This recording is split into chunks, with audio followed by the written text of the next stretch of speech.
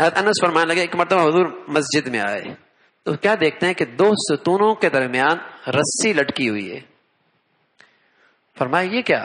فرمایا یا رسول اللہ آپ کی اہلیہ زینب ہے نا، جب وہ تھک جاتی ہیں تو اس سے پکڑ لیتی ہیں، اور جب جسم میں طاقت نہیں رہتی تو پکڑ کر عبادت کرنے لگ جاتی ہیں. فرمایا اتارو اس رسی کو.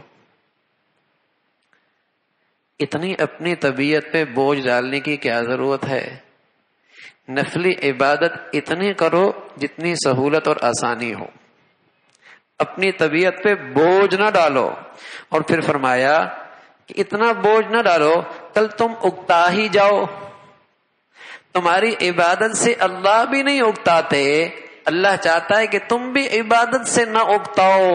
اتنا کرو کہ مسلسل کر سکو، اتنا کرو. نفل عبادت کے بارے میں رسول اللہ صلی اللہ علیہ وسلم کی سنت اور ادا یہ ہے تھوڑا ہو لیکن مسلسل ہو.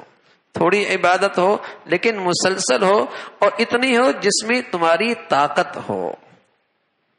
ورنہ آدمی اکتا جاتا ہے، تھک جاتا ہے.